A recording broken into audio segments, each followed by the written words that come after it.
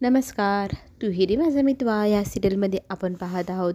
इथे ईश्वरीला सरप्राईज डेटवरती घेऊन जाण्याची प्लॅनिंग अर्णवने केलेली असते. तर मामा त्यांना सांगत असतात की तिला आवडेल अशा छानशा ठिकाणी घेऊन जा, तुमची आठवण अशी मेमोरेबल राहिली पाहिजे, असं काहीतरी कर असं सांगू लागतो. इकडे मात्र राकेशने लावण्याला पुढचा प्लॅन सांगितलेला असतो की आता हे दोघंजणं ज्या डेटला जाणार आहे त्या डेटचं आपण वाटोळं कसं करता येईल हे पाहायचं. तू गोड गोड बोलायचं त्यांच्याशी आणि त्यांचा विश्वासघात करायचा. आता असं दाखवायचं आहे की तुला खूप पश्चाताप होतो आहे. तर ती म्हणते तुमचा प्लॅन खरंच खूप छान आहे, आपण तसंच वागूया, तसंच करूया. इकडे अर्णव आणि मामा डेटचं प्लॅनिंग करत असतात, कुठे जायचं वगैरे. तेच सगळं काही लावण्य ऐकते आणि म्हणते तुम्ही कुठे चालला आहेत का. मग मामा म्हणतात की ह्या दोघांना डेटवर पाठवायचे. तर ती म्हणते मी खरंच माझ्या वागण्याला खूपच लाजिरवाणं अशी गोष्ट केली, त्याच्यामुळे मला पश्चाताप होतो आहे. पण त्या गोष्टीचा भरपाई करण्यासाठी मी तुमची दोघांची डेट अरेंज करू का. मी खूप छान अरेंजमेंट करेल, तुम्हाला एकही संधी देणार नाही चूक सापडण्याची. मामा म्हणतात नाही, तो त्याचं नवरा बायको दोघंजणं पाहून घेतील, आपण नको त्यांच्यात पडायला. पण अर्णवला इथे लावण्य गायावाया करून रिक्वेस्ट करू लागते की प्लीज मला करू दे ना. मग अर्णव तिला कर म्हणतो आणि त्या गोष्टीचा आनंद तिला इतका होतो. मामांना काही हे पटलेलं नसतं, पण अर्णवने आता इथे लावण्याला माफ करून तिला डेट अरेंज करण्यासाठी परवानगी दिलेली असते आणि लावण्य आनंदाने डेटची प्लॅनिंग करायला गेलेली असते. इकडे मात्र आता इथे टेन्शन आलं आहे अर्णवला की 5 स्टार हॉटेलला ही मुलगी येईल का माझ्यासोबत, तिला विचारायला हवं. आता ईश्वरी पण त्याच गोष्टीच्या तयारीत आहे. मनाची तिने समजूत घातली आहे, सर आपल्याला 5 स्टारलाच नेतील, त्याच्यासाठी आपल्याला आता हो म्हणावंच लागेल. तिकडे मग अर्णव जातो आणि तिला विचारू लागतो की तू माझ्यासोबत 5 स्टारला येशील का. तर ती लगेच होकार देते. तर तो तिला म्हणतो किती कफ्रेशियस आहेस तू.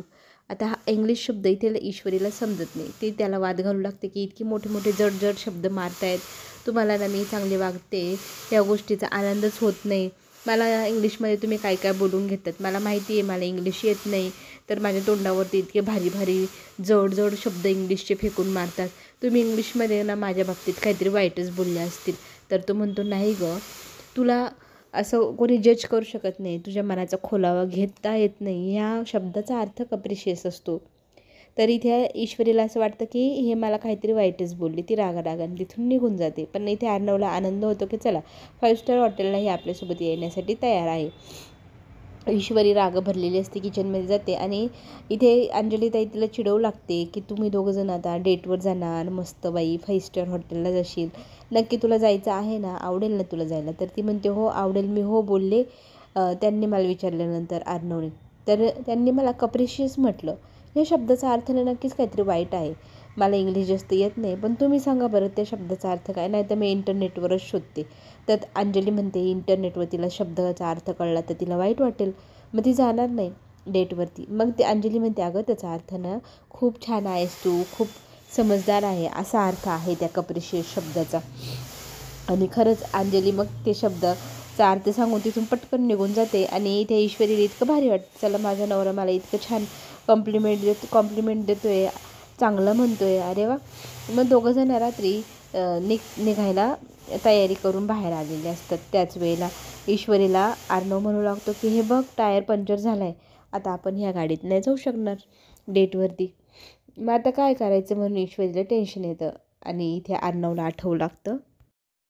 त्याने ईश्वरीला बाहेर येण्या अगोदरच गाडीचा टायर पंक्चर करून ठेवलेला असतो. आणि मग त्याची पुढची प्लॅनिंग अशी असते की आम्ही दोघंजणं छानपैकी ह्या गाडीत न जाता तिच्या स्कूटीवरती जायचं. ईश्वरी अर्णवला हाक मारून विचारते अहो काय चाललंय, कुठे लक्ष आहे तुमचं. तर तो भानावर येतो. इथे राकेश मात्र दोघांचा पाठलाग करून पाहतो हे दोघंजण निघाले. तर लगेच लावण्याला फोन करून सांगतो की आपला प्लॅन फ्लॉप होईल जर ते दुसऱ्या हॉटेलला गेले तर. ते तर निघाले पण बाहेर. तर इथे लावण्य म्हणते की मी त्याला मेसेज केला आहे की मी 15 मिनटात येते, तर तू कुठे जाऊ नको, आपण तिघंजणं सोबत जाऊया. त्यामुळे ते मला सोडून कुठेही जाणार नाही, मला विश्वास आहे. राकेश म्हणतो आपला प्लॅन जर वर्कआउट झाला, आपण ठरवलेल्या लॉनवरती जर तू त्या दोघांना नेलं तर तिथे आपल्याला त्यांची जी काही ट्रीट आहे ती फ्लॉप करता येईल. इथे लावण्याचाही तोच प्लॅन असतो. मात्र इकडे उलटीच गोष्ट घडलेली आहे. अर्णवने इथे ईश्वरीला तिची जुनी स्कूटी दाखवली आणि तिला सांगितलं आज आपण दोघं डेटवरती तुझ्या ह्या स्कूटीवरती जाऊया. ह्या गोष्टीमुळे इतका आनंद ईश्वरीला होतो. खरंच माझा नवरा किती हुशार आहे गं बाई, माझ्या आनंदात किती त्याला आनंद होतो आहे. इथे अर्णव म्हणतो, ही दिवसातनं मला आज 7व्यांदा म्हटली माझा नवरा. हिच्या मनात नक्की नक्की चाललं आहे तरी काय. इथे ईश्वरी आपली आनंदी असते. ती म्हणते की आज ना मीच गाडी चालवणार, तरच आपण दोघंजणं ट्रीटला जायचं. तर तो म्हणतो ओके चालेल. तर तो गाडीवर बसतो, पाठीमागे पकडतो. ईश्वरी विचित्र वाटतं की हा मागे का पकडून बसतोय, माझ्या खांद्यावर तर हात ठेवायला पाहिजे. थोडी गाडी पुढे गेल्यानंतर ती ब्रेक दाबते आणि त्याचा तोल जाऊन तो पटकन खांद्यावर हात ठेवतो आणि हात काढू लागतो. तर ईश्वरी म्हणते राहू द्या खांद्यावरतीच हात, कम्फर्टेबल बसा तुम्ही. मग दोघंजणं ट्रीटलासाठी निघालेले असतात. घरी मात्र सगळेजण डिनरसाठी टेबलवर बसलेले असतात. त्याच वेळेला तिथे लावण्य येते आणि अर्णवला हाका मारू लागते.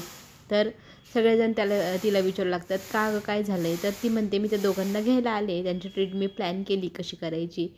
तर मामा सांगू लागतात की ते दोघंजणं तर गेले पण बाहेरच असतील. तर ती म्हणते मी बाहेरूनच आले, ते बाहेर नाही आहे. तर मामा सांगू लागतात ठीक आहे मग नसेल तर त्यांनी त्यांचं जुगाड करून घेतला असेल, तू आता त्यांच्या मागे जाऊ नको किंवा त्यांना फोनही करू नको. ते दोघंजणं ठरवतील त्यांना कुठे ट्रीटला जायचं आहे, काय करायचं आहे, त्यांच्या पद्धतीने होऊ दे. इथे राकेशला मात्र राग येत असतो, ह्या मामानेच काहीतरी प्लॅनमध्ये गडबडी केली आहे. हा मामा म्हणजे कंस मामाच मला वाटू लागला आहे. आता इथे पेट्रोल संपल्यामुळे ईश्वरी चिडलेली असते अर्णववरती. गाडी मेंटेन करायला हवी, तुम्ही इथे कुठे मला गाडी थांबवायला लावली आहे, आता काय करायचं असं तसं. त्यात तिला अर्णव हॉटेलची पाटी दाखवावं लागतो, 5 स्टार फूड कॉर्नर. त्या गाड्याचं नाव असतं, चायनीज फूड असतं तिथे. आणि अर्णव म्हणतो की आज आपण दोघं ह्या 5 स्टारला चायनीज खाणार. इथे ईश्वरीला इतका आनंद होतो, अरे वा माझा नवरा किती हुशार आहे, माझ्या मनासारखं आज सगळं करतो आहे असं म्हणत त्याचं ती कौतुक करते. आणि त्या गाड्याच्या टेबलवरती जाऊन मग ती बसू लागते. अर्णव म्हणतो हा आजही मला कितव्यांदा म्हटली बरं ही माझा नवरा, नक्की हिच्या मनात चाललं आहे तरी काय, आज मी काढल्याशिवाय राहणारच नाही. ईश्वरीची ती नॉनस्टॉप बडबड चालू असते. स्टार्टरमध्ये अर्णव म्हणतो काय मागवायचं, तर ईश्वरी म्हणते ते स्टार्टर नसतं बुवा, गाड्यावरती आला की गाड्यासारखी भाषा बोलायची. मग ती वेटरला टाईमपास मिळेल का असा प्रश्न विचारू लागते आणि मग तिला टाईमपास आणून देतात वेटर. तो टाईमपास पाहिल्यानंतर अर्णव म्हणतो हे तर स्टार्टर आहे. ईश्वरी म्हणते याला ना इथे टाईमपास म्हणतात. आणि मग ती त्याला कसं खायचं ते सांगू लागते.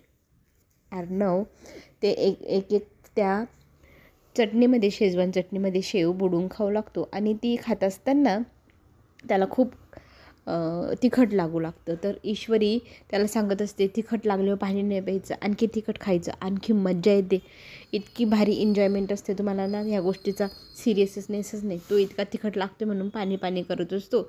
ईश्वरी त्याला आणखी नूडल्स भरवत असते आणि खूप छान आनंद येतो हे सगळं एन्जॉय करताना. खा म्हणत ती त्याला खाऊ घालते. आणि त्याच्यावरती मग आजूबाजूला बसलेली कपल्स जे असतात ते म्हणतात बाई कशी बाई आहे ही, हिला नवऱ्याची तर अजिबात काळजी नाही, बिचारायला किती तिखट लागले, पाणी द्यायचं सोडून आणखी तिखट खाऊ घालत आहे, वरतून सूप पण आणलं आणि त्या सूपने तर आणखी तोंड भाजू राहिली याचं. तर ईश्वरी त्या बाईशी भांडते की मला माझ्या नवऱ्याची कशी काळजी घ्यायची, काय करायचं आम्हाला आमचं कळतं, तुम्ही तुमचं जेवण करा बरं, आमच्याकडे लक्ष देऊ नका.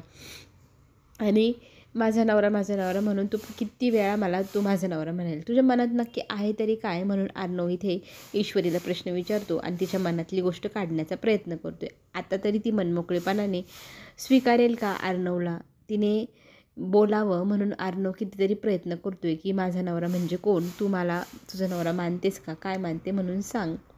पुढील भागात आपल्याला असं पाहायला मिळेल, ते दोघंजणं ज्या वेळेला घरी येतात त्यावेळेला अंजलीताई दरवाजा उघडते.